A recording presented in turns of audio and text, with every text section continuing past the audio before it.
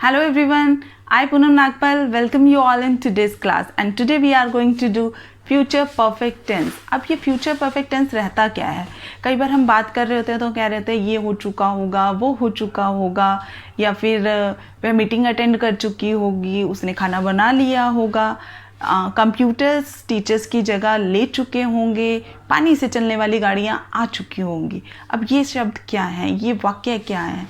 तो ये सब वाक्य अगर हम कहें तो फ्यूचर परफेक्ट टेंस में आते हैं, इसीलिए हमें ज़रूरत है इस फ्यूचर परफेक्ट टेंस को सीखने की। तो चलिए पहले हम इसका डिफरेंस और देख लेते हैं। अब हम इस वाक्य को दो तरह से बोल सकते हैं।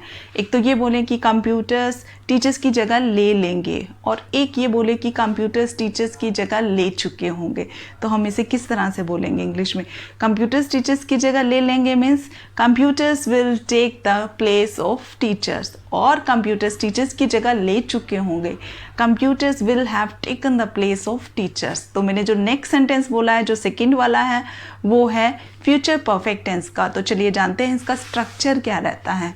इसका स्ट्रक्चर रहता है subject plus will shall plus have plus verb की third form and then comes the object. अब विल और शेल को मैंने एक बार लिखा ही नहीं है क्योंकि हम स्पोकन इंग्लिश में शेल यूज़ नहीं कर रहे हैं, हम सिर्फ विल यूज़ कर रहे हैं।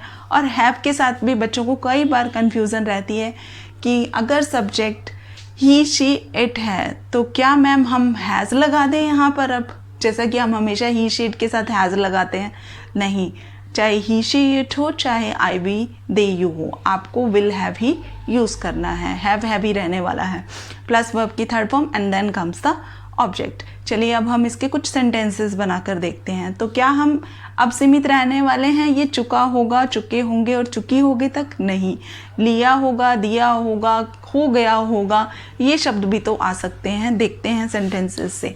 जैसे मैं ये कहूँ कि वह 3 बजे तक अपने नोट्स सबमिट करवा चुका होगा, he will have submitted his notes by 3 o'clock।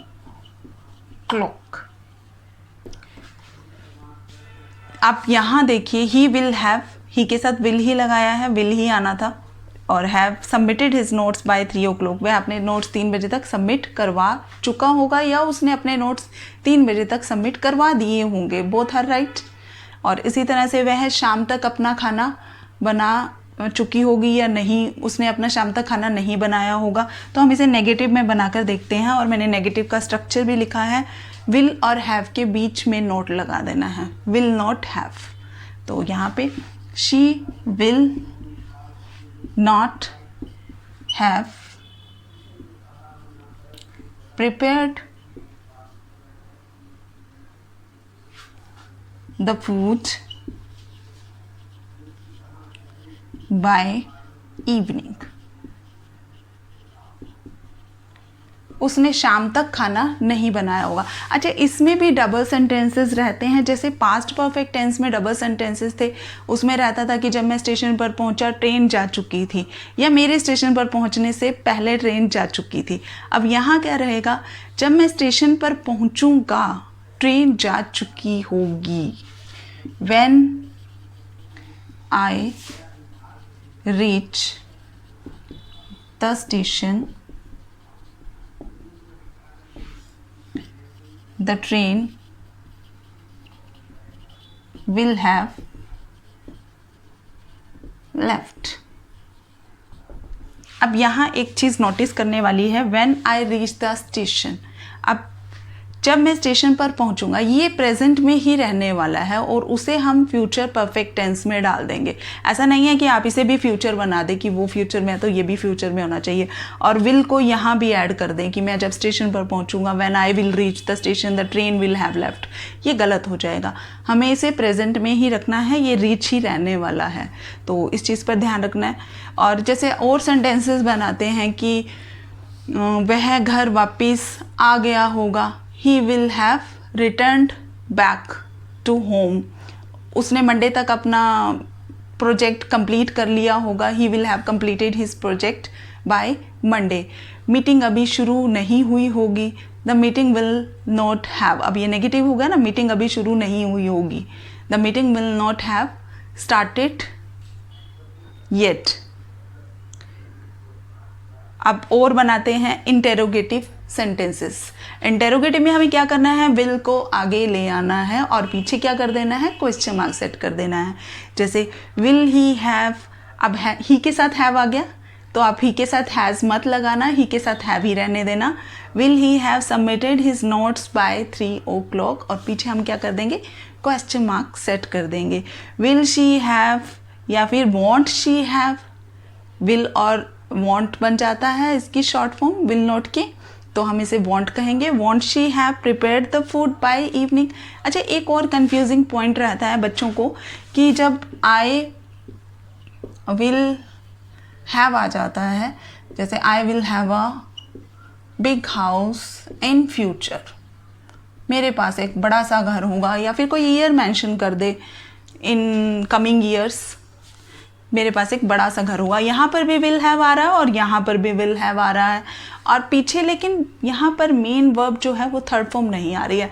अब ये विल हैव और विल हैव दोनों का क्या चक्कर है, हो चुका होगा नहीं, ये क्या है, ये पोजेसिव है, पोजेसिव वर्ब्स के तौर पर, ये पोजेशन वर्ब्स के तौर पर भी यूज़ होता है। जैसे मैं ये कहूँ आई हैव अ मार्कर, मेरे पास मार्कर है, ये 3 ही रहते हैं, आई हैव, आई हैड और I have. I have means मेरे पास है, आई हैड मेरे पास था, आई हैव मेरे पास होगा। उसी तरह से हम कोई भी सब्जेक्ट लगाएं, she have, she had, she will have, शील हैव, दे हैड, उस तरह से कोई भी चीज़ हो। जैसे आई हैव अ कार, मेरे पास कार है, आई हैड अ कार, मेरे पास कार थी, but now I have sold it, लेकिन मैंने अब उसे बेच दिया है। उसी तरह से I will have a car, मेरे पास कार होगी, I will have a bungalow, मेरे पास बंगलो होगा। एंड एक और बात नोट करने वाली है यहाँ पर, जो हमने ये क्वेश्चंस बनाए थे इन सब का आंसर येस या नो में था। जैसे कि क्या वह अपने नोट्स सबमिट करवा चुका होगा, लेकिन अगर हमने ये जानना है कि वह अपने नोट्स कितने बजे तक जमा करवा चुका होगा तो हम कैसे पूछेंगे, तो हम कहेंगे by what time will he have submitted his notes, by what time will she have prepared the food, कि कितने बजे तक वह खाना बना चुकी होगी। That was complete future perfect tense. Keep learning, keep enjoying. Catch you soon with another video. Thanks for watching. Bye.